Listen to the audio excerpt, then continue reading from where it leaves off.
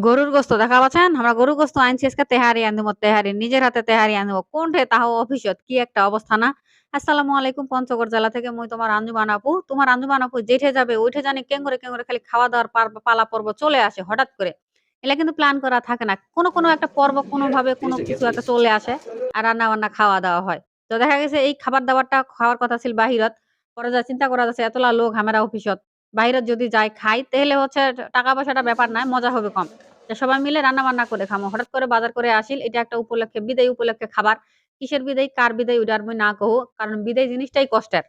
ঠিক আছে? বিদায় জিনিসটাই কষ্টের। অনেকদিন একজন মানুষ বা কিছু মানুষের সাথে অনেকদিন থাকার পর হুট করে চলে যাওয়া এগুলো আসলে খারাপ ব্যাপার। তাই না? খারাপ লাগার বিষয়, কষ্টের বিষয়। যাই হোক, রান্না-বান্না চলেছে। রান্না-বান্না মুই হেল্প করছি, হেল্পার হিসেবে আছো। আজকে মুই কিন্তু রান্না-বান্না মেইন রাঁধুনি নাহু। মুই হেল্পার, হেল্প করে দিম। নারী-বাচাটা একটু হেল্প করে দিম। আর রান্ধিবে হচ্ছে আজকে কায় জানেন? আমার বস। চিন্তা করা যায় এরকম বস কোনঠে পামু আমরা? বস বলে নিজের হাতে রান্না করে খাওয়াবে তেহারি। অবশ্য বস একলাই নাই, বস একলাই কাম করে না। আমার যে আদার্স যে স্টাফ আছে যায় সবাই মিলে আমরা এলা রেডি করছি, ধুইছি, কাটিছি, বাছনিছি সবাই সব করেছি আরকি। তো মেইন রান্না যে জিনিসটা এটা আরকি বসা নিজের হাতে করিবে। খালি মানে ভিতটা ঠিক করে দিয়ে যাবে। তামালা দিয়ে মসলাপাতি দিয়ে গোস্তখান দিয়ে যাবে। তারপর আবার নাড়াচাড়ার দায়িত্বখান আরো মোরে। এই হচ্ছে অবস্থা।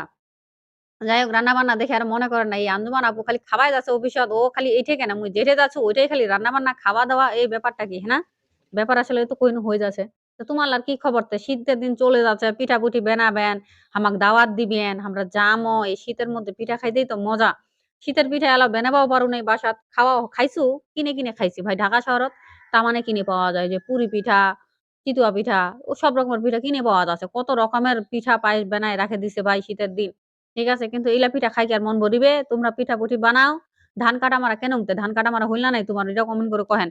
বাড়ির তো মানে ধান কাটা মারা ধুম চলেছে এলা। ধান কাটা মারা হবে, তারপরে সেলা মানে শুকাবা হবে, আলো আঁচল বানাবে, তারপরে পিঠা খাওয়া হবে, না? চিড়া বানান না? চিড়া ভাজেন না? কায় চিড়া ভাজেন এই ধান দেহেনে, নতুন ধান দেহেনে?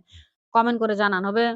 আরো হচ্ছে ইয়ালার মতো করেন না, কিপটালার মতো করেন না। মুই যদি আপুক কহু শালা যদি আপু খাবা চায়, মুই খাবা চাইম কে? তোমরা তাহা কহিবেন।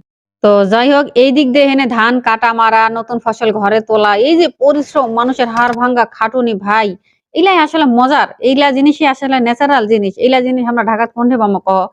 মানে নতুন ধান পর কৃষকের যে একটা হাসি, এই যে একটা এতদিনের একটা পরিশ্রম বাপুকে কৃষিকাজের যে পরিমাণে পরিশ্রম করিবার নাগে, খালি যদি পরিশ্রমে যদি এত অনেক কিছু হলে হয়, তাহলে আমার কৃষকরা আজকে সবথেকে বেশি ভালো থাকলে হয়। ইনফেক্ট কৃষক সবথেকে বেশি পরিশ্রম করে, সবথেকে কম মানে ন্যায্য মূল্য পায়।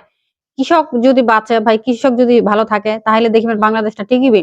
কৃষি নির্ভর দেশ ভাই। কৃষি যদি আমার বন্ধ হয়ে যায় তাও এত কৃষি তাও আমার